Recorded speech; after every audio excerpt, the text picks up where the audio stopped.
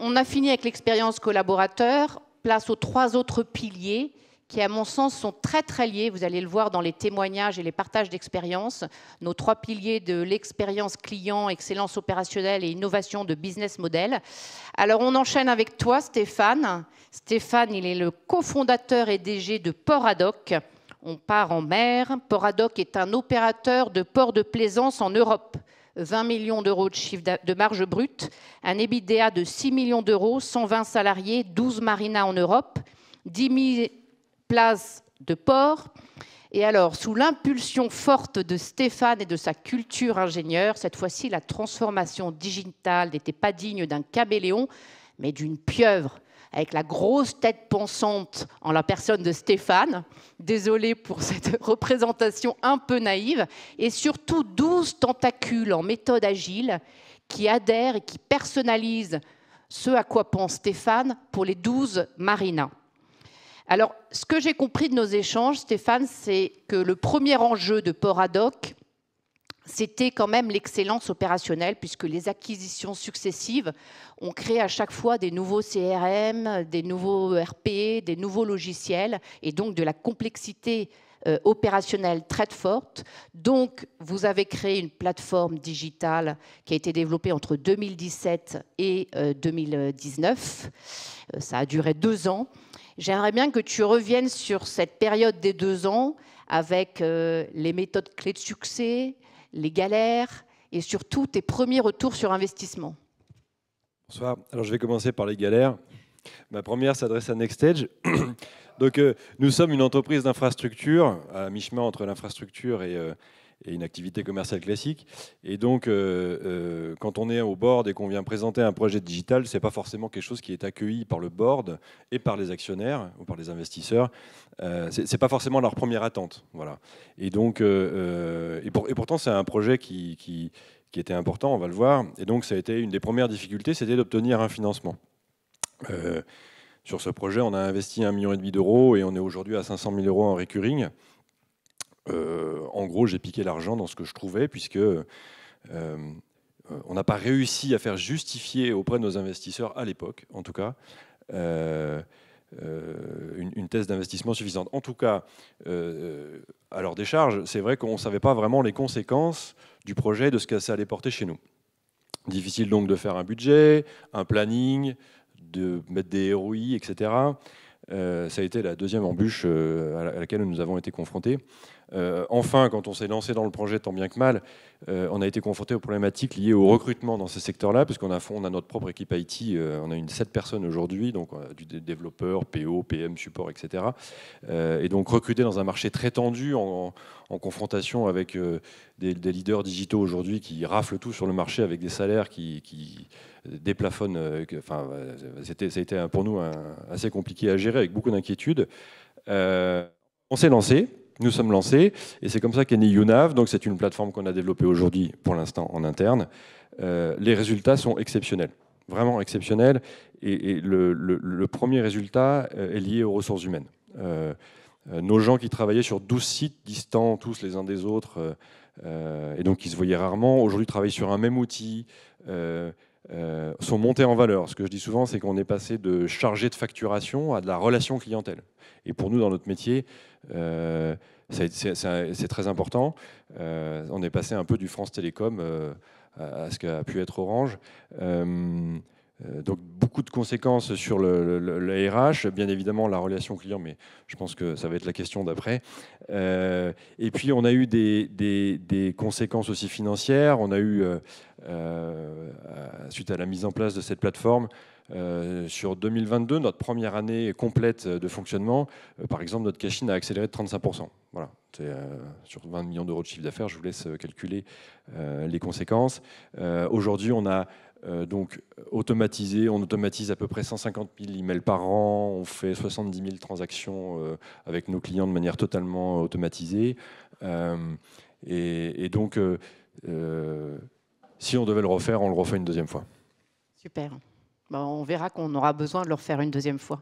Donc on voit déjà le pont entre l'excellence opérationnelle et l'expérience collaborateur, puisque tu as déjà commencé à augmenter tes des ressources humaines et leur donner beaucoup plus de valeur.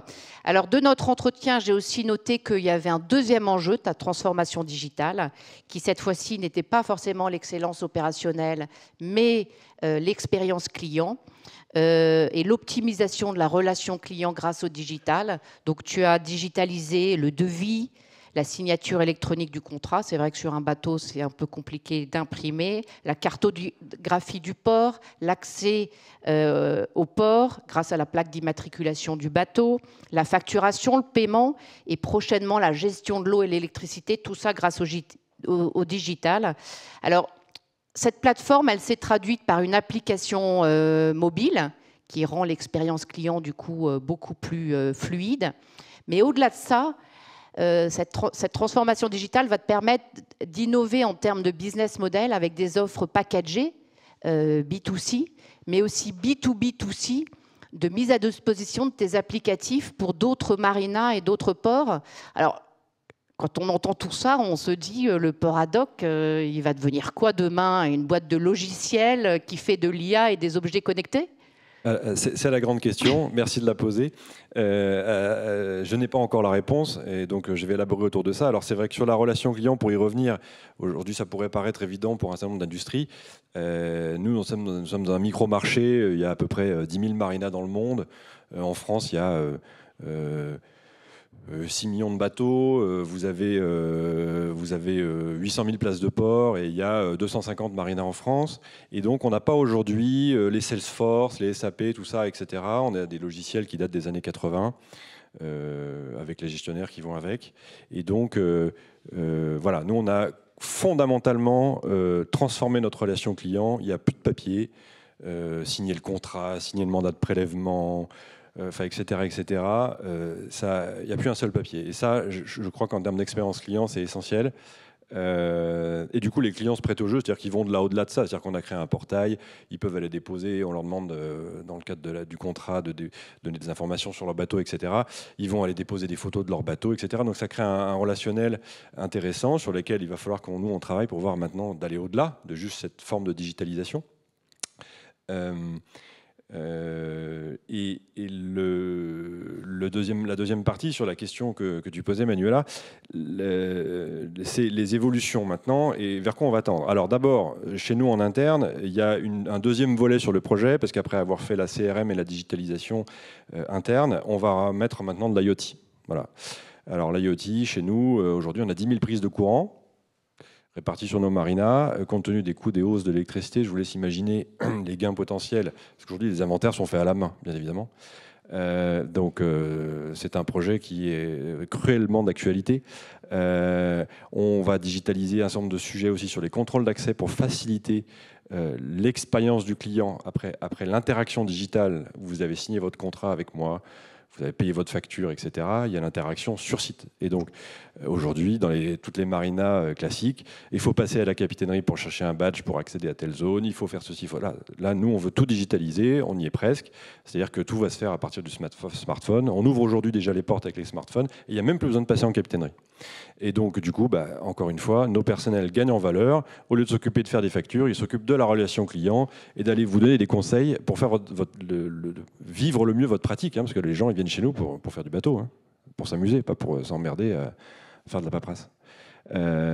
Donc, aspect IoT, donc là, on va travailler sur les contrôles d'accès pour terminer ce qu'on a déjà commencé, l'électricité, et on essaie de faire des choses un peu avec des systèmes par drone, mais je pense qu'on n'y est pas encore. Le deuxième volet, maintenant, c'est qu'on se dit, avec NextEdge, pour le coup, qui là nous challenge, qu'est-ce qu'on fait avec ça ? Qu'est-ce qu'on fait avec cette plateforme? Et donc là, c'est là où j'ai le moins de réponses. Aujourd'hui, je vais plutôt vous apporter mes questions et mes inquiétudes. Donc on a développé cet outil et on s'interroge de la possibilité de pouvoir le vendre à l'extérieur. Et donc c'est un autre métier, parce que là, on devient éditeur de logiciels, en SaaS de surcroît, sur un marché, comme vous l'avez compris, qui est relativement petit, sur lequel les acheteurs potentiels de la solution ne sont pas éduqués. C'est-à-dire qu'aujourd'hui, comment on peut signer un mandat online? Ah oui, oui, monsieur. Mais vous êtes sûr qu'on a le droit? Oui, oui, je vous le dis, bien sûr. Et donc aussi un problème de pricing et d'approche sur lequel on a aujourd'hui peu de réponses. puisque bien évidemment, comme notre marché est petit, il faut qu'on arrive avec un produit à forte valeur ajoutée, et c'est le cas, il l'est, mais qu'on puisse le facturer cher, puisqu'on a un petit marché, ce qui n'est pas le cas d'autres domaines dans lesquels la digitalisation va fonctionner, on le disait tout à l'heure, sur des ressources qui tendent vers zéro, où là, effectivement, grâce à la masse, on peut faire ça une petite marge, mais multiplié par la quantité, on arrive à gagner. Voilà. Et nous, notre problème, c'est plutôt l'inverse, c'est qu'on est plutôt sur un produit de très haute couture et qu'on arrive à le vendre le prix suffisant pour pouvoir faire vivre le projet. Donc là, on a démarré à 6 mois, on a des pitchs intéressants, on n'a pas encore converti. Donc là, c'est beaucoup de questions maintenant, parce que est-ce qu'il faut qu'on a déjà fait une sorte de spin-off en interne pour préparer le changement, et on ne sait pas sur cette étape-là si le projet va rester purement un bijou interne qu'on va continuer bien évidemment à développer, ou si on va arriver à l'étendre à l'extérieur sur le marché, sachant qu'en plus, on a des concurrents opérateurs qui vont nous voir arriver comme concurrents, puisqu'on est opérateur dans le même secteur qu'eux, et ils vont bien évidemment penser qu'on va leur piquer leurs clients, ce qui est totalement impossible dans une marina, puisque la marina de Marseille n'est pas concurrente de la marina de Bordeaux. Les clients sont locaux. Et on a eu déjà des problèmes comme ça, où des clients nous ont dit « Ah ben non, parce que comme il n'y a pas Radoc derrière, vous gérez des marinas, etc. etc. » Voilà.